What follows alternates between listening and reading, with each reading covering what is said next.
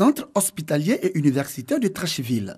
Dans cette salle pédiatrique de l'Institut de cardiologie d'Abidjan, Kwasi Kouadio, bienvenu, 16 ans, souffre de cardiopathie congénitale, une maladie liée à la malformation du cœur. Hospitalisé depuis 1 mois, il est tout heureux aujourd'hui. La raison, cet élève en classe de 4e, tout comme de nombreux autres enfants malades du cœur, subira dans les tout prochains jours une opération chirurgicale d'un coût estimé à plus de 2 500 000 francs CFA pour espérer recouvrer la santé. Après des ans qu'ils ne peuvent pas aller à l'école, j'ai décidé de les remercier.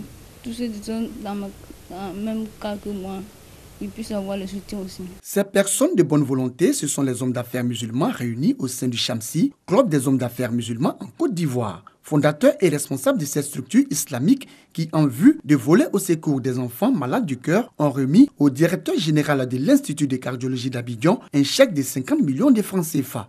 Une somme obtenue le 24 décembre dernier lors de la 4e édition du dîner gala de bienfaisance du Chamsi. L'un des héritages que nous pouvons donner à ces enfants, c'est la santé. Il n'y a pas vraiment de prix pour la santé. L'État fait beaucoup. Nous devons nous battre aux côtés de l'État pour essayer de soulager ces enfants-là. Les responsables de l'Institut de cardiologie d'Abidjan n'ont pas manqué de traduire toute leur gratitude au Chamsi et promettent en faire bon usage. Ce montant servira à opérer des malades indigents souffrant de pathologies cardiaques, en particulier les enfants indigents, et à acheter éventuellement des équipements dont le besoin se fera sentir pour que cette prise en charge puisse se faire dans des conditions convenables. Cette rencontre a vu la participation du général Abdoulaye Coulibaly, parrain de la 4e édition du dîner gala de bienfaisance du Chamsi, et a bénéficié du soutien du ministère de la Femme, de la Protection de l'Enfant et de la Solidarité et du ministère du Transport. À l'édition 2016, ce sont les enfants malades du rein qui ont bénéficié de la générosité du Club des hommes d'affaires musulmans en Côte d'Ivoire, Chamsi.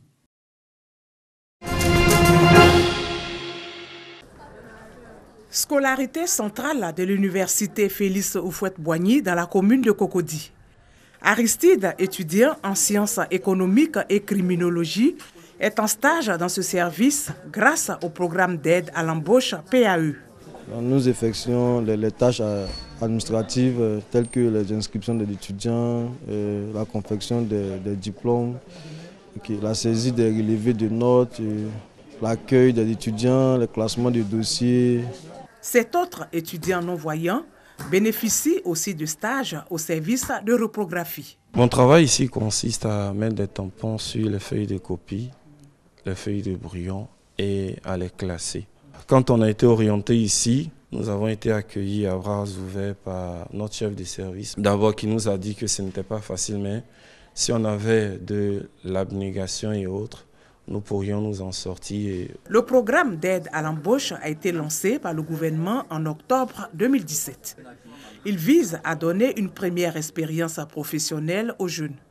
Il concerne 5 000 jeunes, dont 1 027 dans le domaine universitaire. Nous sommes venus voir les jeunes en activité. Nous avons vu des jeunes qui sont satisfaits de cette opportunité qui leur est donnée d'opérationnaliser leurs connaissances acquises dans les amphis et passer le message que nous sommes à leur écoute et que c'est vraiment une mission qui nous a été confiée de nous assurer que tous les jeunes bénéficient de toutes les opportunités d'insertion possibles. Ça nous permet de répondre aux exigences de la réforme licence master doctorat, qui est une réforme qui exige que dans le cursus de l'étudiant, il y ait une formation pratique. Et c'est ce que nous n'avions pas. C'est une innovation majeure. Le programme d'aide à l'embauche en faveur des jeunes dure 6 mois renouvelables.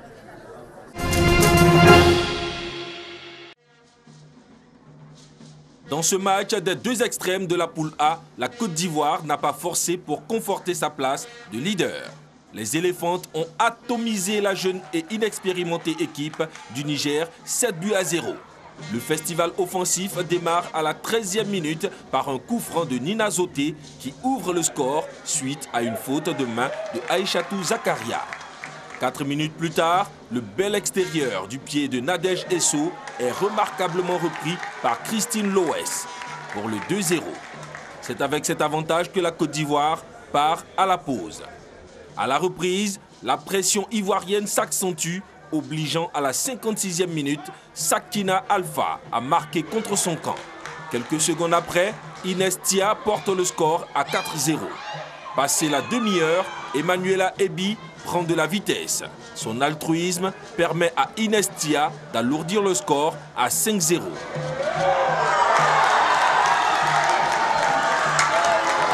À la 65e minute, c'est au tour de la puissante Nadège Esso de faire trembler les filets pour la 6e fois avant de voir à la 90e minute l'insatiable Inestia inscrire le 7e et dernier but de la rencontre.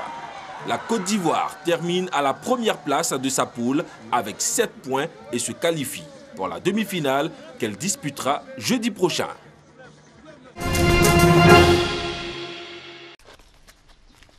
Fred Assam a fui le Cameroun il y a 5 mois. Il est parti après la proclamation d'indépendance de l'Ambazonie, la république autoproclamée par les sécessionnistes anglophones camerounais. Il s'est réfugié ici, un village nigérian à quelques kilomètres de la frontière, avec 1000 autres personnes. Depuis plusieurs mois, la contestation ne cesse de grandir et de se radicaliser dans les 2 régions anglophones du Cameroun. Lancée par un mouvement de grève des enseignants et avocats contre leur marginalisation, la crise s'est muée en un conflit armé. Au moins 26 membres des forces de sécurité ont été tués par des séparatistes présumés. En guise de représailles, l'armée camerounaise s'est déployée dans toute la zone anglophone et aurait fait de nombreuses victimes civiles. Plus de 33 000 personnes ont trouvé refuge au Nigeria voisin. Certains arrivent malades, d'autres sont grièvement blessés. Les autorités camerounaises qualifient les séparatistes de terroristes et soupçonnent l'existence de camps d'entraînement rebelles dans la jungle séparant le Cameroun et le Nigeria. Au poste frontière de Nfoum, les douaniers sont sur le qui-vive.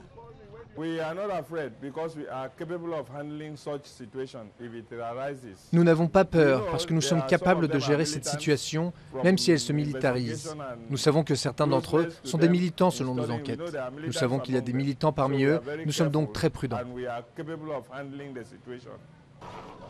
Pour les réfugiés camerounais, il est hors de question de rentrer sans l'indépendance de l'Ambazonie.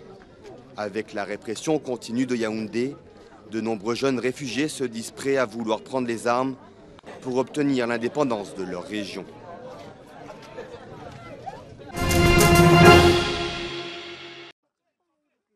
Des élections sous tension en Ouganda.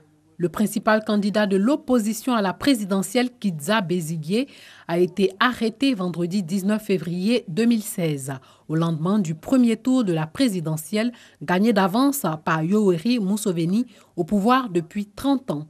Le scrutin s'est déroulé dans des conditions chaotiques dans la capitale. La police avait encerclé en fin de matinée le quartier général du parti dans le quartier de Najanankumbi, dans le sud de Kampala. Après l'arrestation de Kizza Besigye, la tension a été forte à Kampala. Les policiers ont tiré des gaz lacrymogènes vers les locaux du parti d'opposition et arrêté des sympathisants du FDC. Quelques affrontements ont opposé des forces de l'ordre lourdement armées à des manifestants dans plusieurs autres quartiers de Kampala. Le calme est revenu en milieu d'après-midi. L'arrestation de Kizza Besigye pourrait, selon les médias ougandais, être liée au fait que le FDC s'apprêtait à publier ses propres résultats pour l'élection présidentielle. C'est la 3e fois cette semaine que l'opposant est arrêté par la police. Il avait été interpellé lundi en tentant de faire campagne dans le centre de Kampala, puis jeudi 18 février, alors qu'il se trouvait devant une maison où des membres du parti au pouvoir étaient, selon lui, en train de bourrer des urnes. Le premier tour de la présidentielle et des législatives s'est déroulé sans encombre en province, mais a été perturbé à Kampala, réputé acquise à l'opposition, même si de nombreux bureaux ont ouvert avec plusieurs heures de retard, ce qui a provoqué des heurts entre électeurs en colère et forces de l'ordre. Pendant ce temps, les réseaux sociaux ont été bloqués par le pouvoir.